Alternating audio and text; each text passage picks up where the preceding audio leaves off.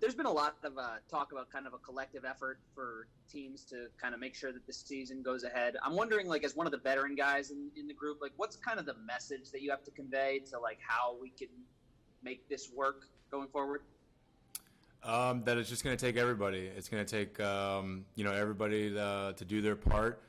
Obviously we consider ourselves a close group, kind of like a family, and we understand and we respect that, each and everybody want to, get through this season safely and go back and see our families after and not have any issues. So the only way for us to do that is everybody do their part and, continuing to, stay on top of, washing the hands and sanitizing just after doing stuff and, especially at home, just kind of staying inside and, respecting this time during the season to, trying everybody keep everybody safe as possible. I guess just to follow up, there have been some issues maybe around baseball, but a lot of Padres have kind of said that things have gone mostly smoothly. Has that been your experience so far in the week since summer camp started? Yeah, it's been really smooth over here, and as soon as everything shut down and in spring training, I came over here, and the stadium out here opened up, a couple weeks after that, and they've been doing a really good job here at Petco on just keeping everything really clean. Every time we touch a dumbbell in the weight room, someone's there to wipe it down right after. So it's been really good here. And, like I said, fortunately for me, it's been extremely easy to follow all these conditions and protocols because I've been here at Petco the whole time trying to get my work in during the pandemic. Oh, sorry. And Bob Scanlon, Fox Sports San Diego. Hey, Eric, how you doing? What's up, Bob? Not too much, man. Good to see you back on the field. Yeah. Two questions. First of all, you've always been a really good starter. First month, you tear it up. I'm just curious, do you do anything differently, do you think, than other guys to sort of be ready right when that bell rings? And is that anything that you've been able to share with other guys, considering how important the start is going to be for the team? And the other question I was curious about is, since it's a more compact season, are you changing your approach in terms of your training in season or whatever to get through 162, that whole, it's a marathon thing? This is more of a sprint. Are you planning on doing anything differently? Yeah, it's definitely a different situation. I know a lot of guys in the off season like to go home and start at different times, and some guys ramp it up right there right after Thanksgiving. Certain guys around Christmas or the New Year, especially baseball wise. I think a lot of guys stay in shape with the weights and all that, and the baseball stuff turns up a little bit.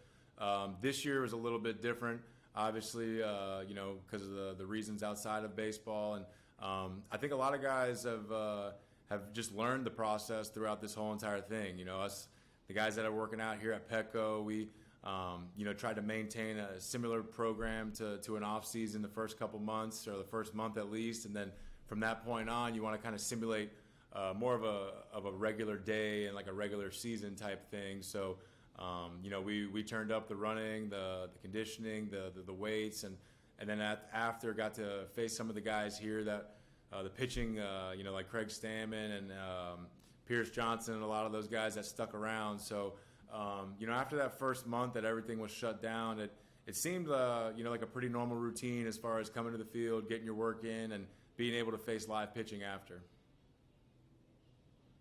Okay, Annie Halbrin, UT. Hey, Eric, how's it going? Hey, Annie, I'm doing good. How about you? Good, thanks. Hey, when you think about a 60-game season, what comes to mind for you? Like, is it exciting for you? Is it crazy? And how do you guys maximize the most out of a 60-game season? The first thing that comes to my mind is a sprint. It's a sprint. Baseball is usually a marathon, but I told someone the other day, I think it was Jesse, this is kind of like, in PlayStation when you just simulate the long season and get right to the important part. This is a similar feel to that. And I think, personally, baseball's a game that, anybody can win. And I think that phrase just kind of really just boosts from this season because it's a 60-game sprint. Anybody can win. I feel like the way our team's built with our pitching and bullpen, we're a team that if we can get off to some early leads that we feel really good about handing the ball off to those guys in the back end of it. So we just got to have a sense of urgency right from game one. Okay, Kevin Acey, UT. I was wondering, Bob's question, repeat that about the quick starts for you. What do you attribute that to, and what do you expect of yourself in this 60-game season? yeah, you always try and get out of the gates and start good. And, I think that's a credit to your off season. You try and spend a lot of time in the off season and spring training, preparing, making the adjustments that you need to make for the following season. And, it just seems like this year we've had a lot more time to work on those adjustments, had a lot more time to, get everything right with your body, get everything right with your swing and all that stuff. So, I think that's the beauty of it too, being 60 games. Nobody really knows stats-wise, number-wise, what's good, what's not good. So it just emphasizes winning that much more. And, personally, number-wise, I haven't really sat down and kind of broke down, is this amount of RBIs, does that translate to a 162-game season? It's just emphasizes winning that much more. I wonder what from the intra-squad games. I mean, you guys have done crowd noise, music, all that. What have you gathered about what it's going to be like to play this season from those? There's just a lot of adjustments. I think that's what the inter-squads help with so much.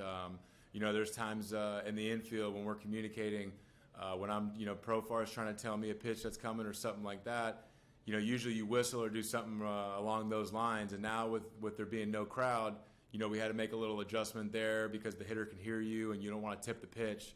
So they've been extremely beneficial because, we've been able to kind of learn that stuff on the fly during the inter squads and not have to learn that from, game 1 to 15. Okay, Marty Caswell, 1360. Marty, you're still on mute.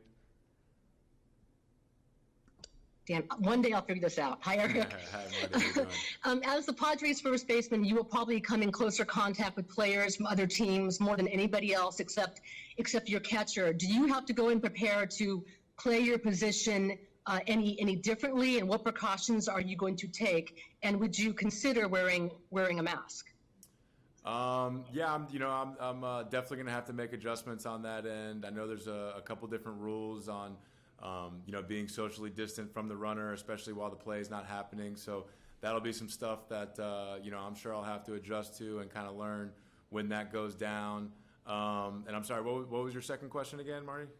And would you also consider wearing a mask? I mean, I know Tatis has done that during some practices. Is that something that you would consider and feel comfortable in? Yeah, it's something I definitely consider, and maybe one of these inter squads would be a good time to try it out. Whether it be even just using it on defense and just using it at some point during the game. So whatever we can do to make it as safe as possible and to make others as safe as possible on the field. I know everyone's certainly going to make an effort to do that. And last thing, how much thought did you put into whether or not to go ahead and play this season? Whether it's consulting with family members and also your baseball colleagues, across these different teams. Honestly, not much thought at all. I mean, I certainly want to keep everybody safe, especially in my family and all that stuff. But I trust my guys. I trust the guys here with the Padres. I trust that.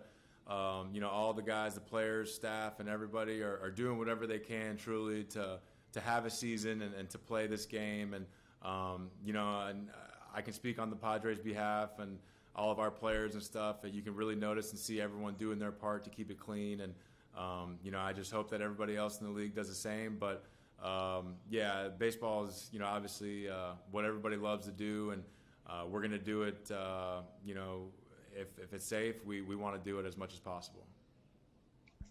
Our next question, we'll go to Jake. Eric, I hope everything's going well. You obviously made it up through the system in Kansas City pretty quick. I'm just curious your thoughts on, do you feel, given how unprecedented these rosters being built are, give the young players on your team a pretty unique opportunity to maybe make a roster well before they were going to, with the 60-game season kind of being a sprint? Absolutely. I know a lot of guys, especially on the young guys, the prospects are certainly making a name for themselves. And, really, I think it's such a cool and unique situation for those guys. I mean, we had our first-round pick, get drafted a week ago, and a week later he's, playing left field in a big league inter-squad game. So from a development standpoint, it just, it's a great opportunity for these guys, even just to be around all of us. And, these guys get to watch Tatis hit batting practice and Manny take ground balls at third. So just being able for those guys to have eyes on these guys on a day-to-day basis, see the work ethic, see how Manny plays 160 games every year by what he's doing in the training room and what he's doing in the weight room is extremely beneficial for those guys. And all those guys have been great. Those guys work their tail off, and they're asking the older guys the right questions, and they truly want to get better. And then when the game comes, you can see the competitiveness in them, and these guys want to come at you, and they want to prove themselves. So it makes for a competitive camp, and it makes it really fun.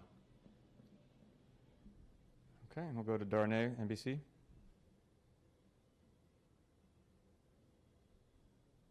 Darnay, you're on mute, I believe.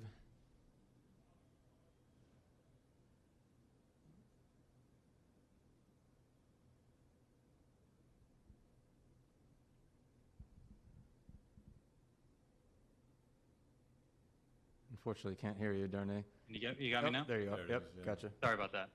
Helps when you plug this in. First off, I was kind of curious when you're referring to PlayStation games. Was there one in particular you were referring to in terms of simulating the season? Oh yeah, I mean pretty much all of them. MLB The Show or NBA. You know, you like to play the season, but most of the time you like to simulate to the good parts, get to the juicy parts, the playoffs, or that pennant chase, the last month or two of that. And you've kind of already touched on it, but just in terms of the seriousness with which the team has kind of approached these issues, Manny's talked about it, you've talked about it, Tatis was talking to us wearing a mask.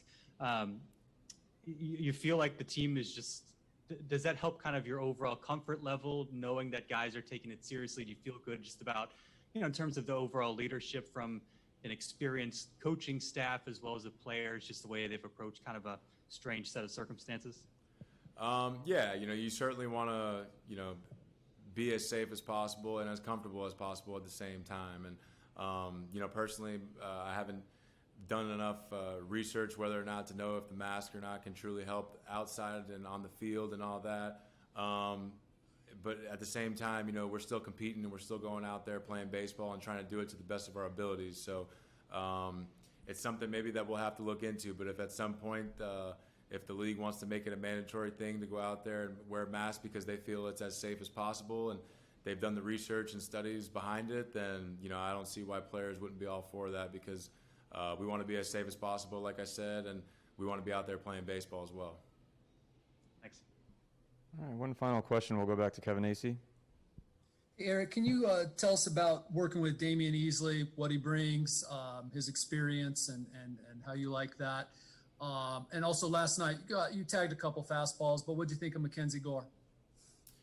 Yeah, working with Ease, he's just as pro as it gets. He's a professional. He's been through it.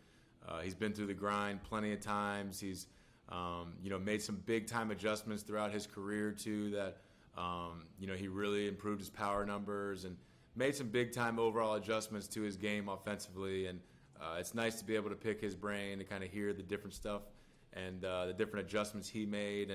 And he can relate to you in the box. He can relate to the adjustments that we have to make. He can relate to how we attack a certain pitcher and the way we need to attack a certain pitcher. So it's been great working with him, and just he can really relate to us. So that's been a big plus.